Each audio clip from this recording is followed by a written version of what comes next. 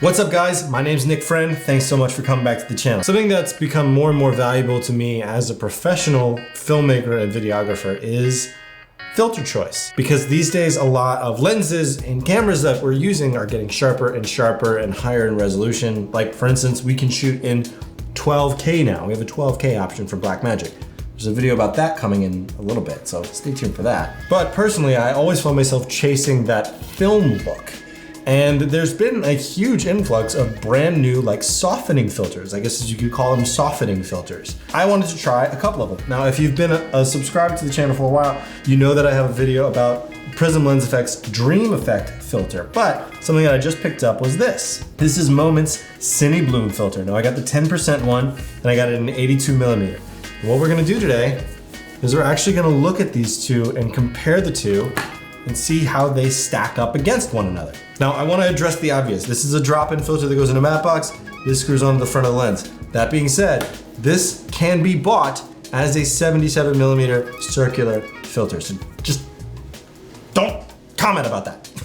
Now, don't worry, we're gonna get to footage of these filters in action in a little bit, but first I wanna talk about packaging. And first up, DreamFX filter from Prism Lens Effects. This is the guy right here. And as you can see, it comes in this beautiful, like high strength plastic fabric case. And the thing about this case is, it's industry standard. Pretty much every filter that you're gonna find on a film set is gonna come in a filter that looks almost exactly like this. Something that I really do like about this is the plastic back, because you can put, like for instance, a business card back here, or what a lot of people do is they put what filter it is in this little slot so that you can be fingering through all your filters really quickly and know exactly which one you need to grab without having to look at each individual filter. Now, when I bought this guy, it came with the biggest microfiber cloth I have ever seen. I thought it was a blanket. Now, I don't have it with me right now. I seem to have misplaced it, but literally the biggest microfiber cloth I've ever seen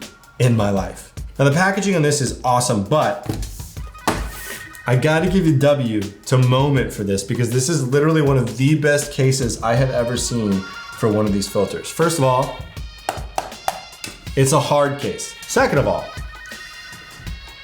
the hinge holds itself open. This is a big deal to me because I don't want this accidentally closing on the filter. Not that there's a high chance of that, but there is a chance, and that can break filters. And that's happened to me before. Another huge deal, that Moment, I'm angry at you for not making a bigger deal about this. This filter comes with the best microfiber cloth I have ever used in my life. Why are you not making a bigger deal about this? First of all, this microfiber cloth is circular, so it fits inside of the case with the filter. I'm never going to lose this ever, and I love that. Second of all, it's like a tough, like, I don't know if you can hear this. It's like a tough microfiber cloth. Like, it's not necessarily coarse, but it almost feels like suede. And the result of that is that it's one of the most effective cleaning microfiber cloths I've ever used. Like, I'm going to use this on everything. Moment should sell just this. Amazing microfiber cloth aside, the case itself is actually pretty amazing. Like, I don't know if you can see, but the filter isn't falling out of the case, and that's because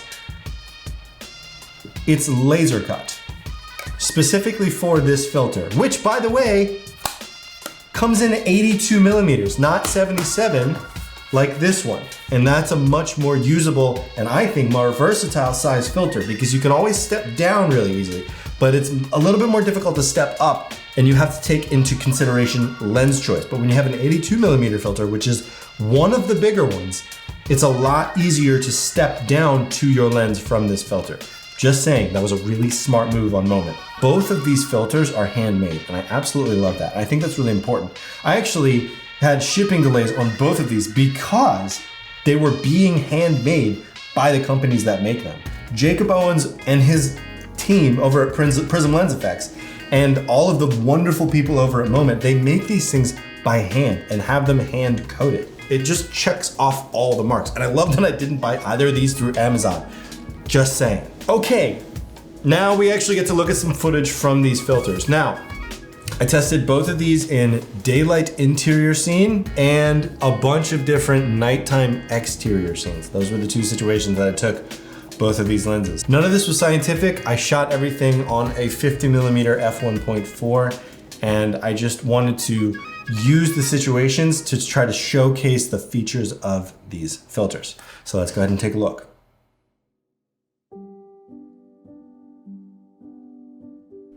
Okay, so something that I wanted to do with this setup where I shot inside during the day and backlit the situation was I wanted to see what it would look like in kind of a normal, subtle scenario, just kind of how it would handle natural lighting. And so this is what it looks like without a filter. This is just the normal lens. I was using a vintage Canon 50mm 1.4. So this is what it looks like with the Cinebloom on there. You can see there's some slight blooming around that flashlight on the phone. There's also a little bit of a soft effect that comes from the window, and it gives a little bit nicer of a highlight roll off on my face. And then when I threw the prism lens effects on there, we can really see when the flashlight comes up how significant the DreamFX filter actually is with this sort of setup. And you can also see a lot more fall off on my forehead and on my cheek. And I think that in this situation, the Prism Lens Effects Dream Filter was certainly a lot more effective. These filters really came alive when I shot outdoors at night with a bunch of different light sources inside of the scene. And as you can see, without a filter, it's already really cinematic and beautiful. And then when I add the Cinebloom filter at f1.4, most of this was shot wide open, but at 1.4, you can see that the entire scene as a whole has a nice subtle glow to it. With the DreamFX filter, that is further amplified, especially with all these individual light sources that are so close together. In this scene, I wanted to use indirect light and look at some more subtle lighting, and I don't think that either filter had a major effect on this particular scene.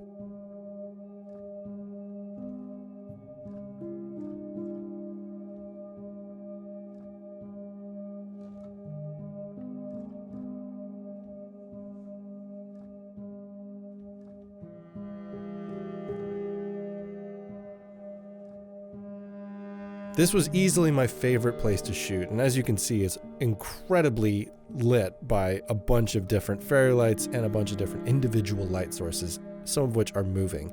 And the Cinebloom filter, again, just overall gives a nice subtle glow to the entire scene, and that's what I like most about this filter. The DreamFX filter has a more significant impact on individual light sources inside of your scene, and I think that that's what the filter is good for. Now with this scene, I wanted to know what it looked like with the bokeh, with actual background blur. And there were some interesting things that I discovered when I set up this shot. First of all, if you notice with the Cinebloom filter, it actually gets rid of a little bit of the color fringing that you would see on the edge of the bokeh. Now with the DreamFX filter, you can see a lot more of that wrapping effect that you'll get with these sorts of filters, and is really, really pronounced in this specific scenario. Now towards the end of the night, I wanted to see what it looked like if I stopped down, so I put my f-stop at 3.2, and I wanted to see what that would do to the effect. And with the Cinebloom filter, it almost completely got rid of it, but it still retained that natural, subtle, vintage, filmic feel to the entire image. The DreamFX filter still has more of an impact on individual light sources, and that seems to be the general theme with this filter. Again, here it is at f3.2, a lot of individual light sources, a lot of depth to the image. I wanted to see what this would do. The Cinebloom, again, had a very minimal effect, but it did have an overall softening effect to the image, which just makes it look a lot more, to me, cinematic. And the DreamFX filter, again, it affects the individual light sources a lot more significantly than any other filter I've used. This was the last shot that I had of the night, and this one by far had the most significant effect with the DreamFX filter.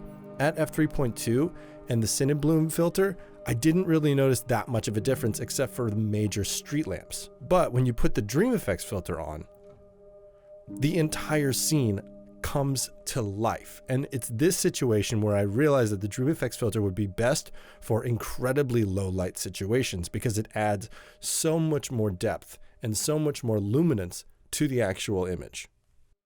All in all, both of these filters are incredibly cool and incredibly high quality products. I really enjoy both of them, but for me, the one that I would use the most is gonna be the Moment Cinebloom 10%. Thanks so much for watching this video. If you liked it, give it a thumbs up. If you loved it, go ahead and subscribe. I try to put these videos out as often as possible. I'll talk to you next time. Peace.